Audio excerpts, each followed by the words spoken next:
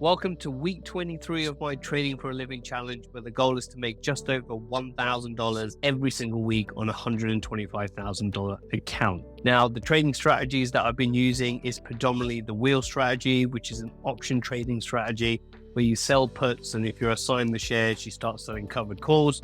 However, since the market has still been tanking and I've been assigned shares of the stocks that I've been trading, I've kind of adjusted my approach into new trading strategies, which I went through in last week's video. And if you are brand new, the playlist is down below where you can watch every single video all the way back up to week 1. So what we're going to do in this particular video is go through all the usual stats of how much money I've made and where I'm from accumulation perspective. But I want to spend more time talking about the new trading strategy that I've been using, which is short strangles, and an update on where that trade actually is. So very quickly then, if we have a look at week 23, the goal was to obviously make over 1,000. We made 896, which is 13% down. And considering, where we kind of are overall for the month, it's still a pretty good month, and we still have a week to go. And we'll go through the trades in Tesla and Meta and walk you through how that 896 has been created. And if we have a look at week 23 as an accumulation of where we are year to date, we've collected $21,000 compared to $23,000, so 9% behind, which 23 weeks in I think is absolutely fantastic. I'm not going to argue with these stats, and especially if you look at how much time I've spent doing this stuff versus having a 9-to-5 job. So that's the overall numbers out of the way. But if we go into the nitty-gritty in terms of the trades I've made, and as always, I take a screenshot so you guys can pause the video and check out all the trades that I've done. So week 23 for Tesla. So if you guys remember last week, we own, I forget now, we own 300 shares of Tesla, and we had a 130 covered call that we bought back, and we sold the 132. So I'm shooting this video during week 24, and Tesla dropped again to $111 because they released production deliveries less than expectation. It tanked yesterday about 12-13%.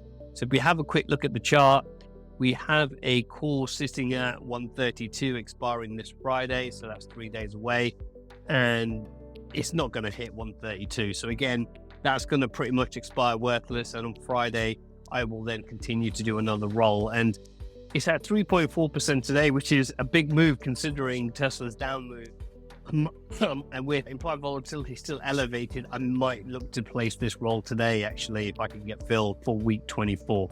So we've been assigned here 300 shares all the way up at 280-250. So I am selling covered calls below my cost basis. But again, that's brought in the majority of $972. So if that's brought in $972, that must mean when we head over to Meta, which is my problem child at the moment, that we actually lost money on this potential roll. So Meta continues to climb, which is my problem at the moment. Again, it's up 2% again for the day. It's not great. So I've got a call at 97 expiring this week, and all I've been really doing is rolling it. It was the 96 last week. I've been rolling that 96 and picking up $10-15.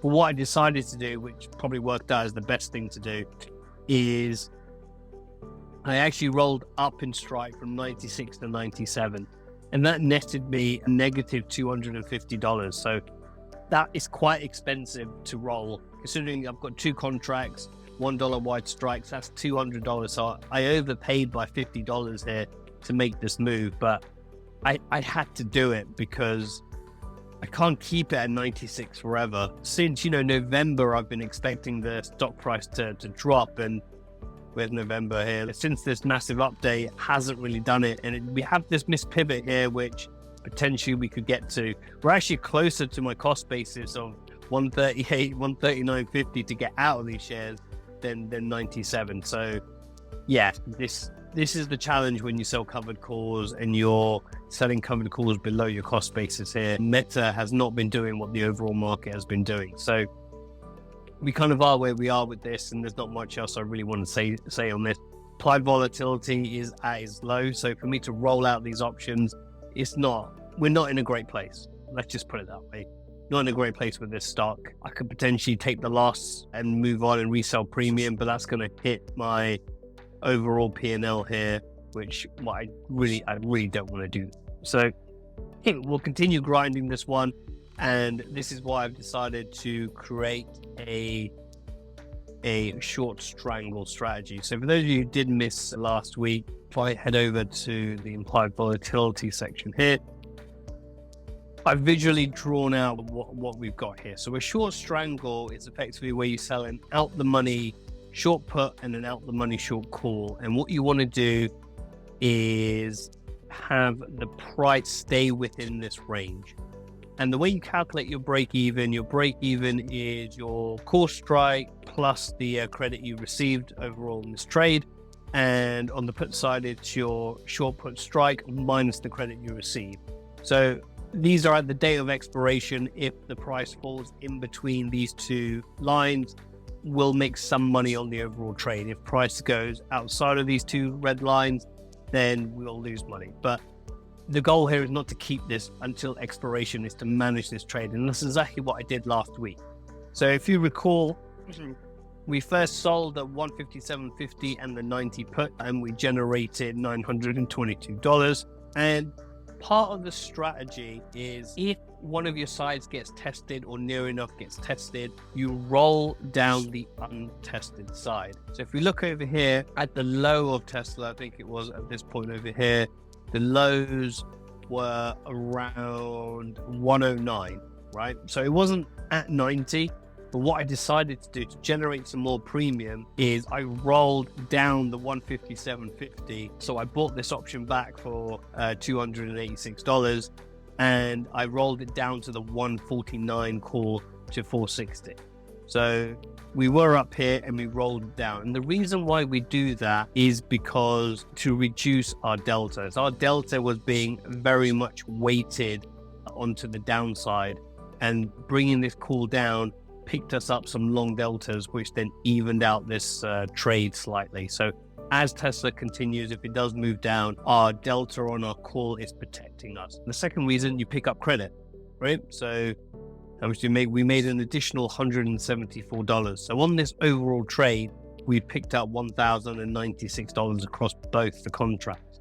Now, what my plan is over here is to set a buy order to close this out around 50 to 60% of the max profit. So even though in my P&L I'm realizing the 1096 here, what I really need to do is exit this trade around $500, $600 in the positive, and therefore we'll see a negative 400 hit my overall P&L.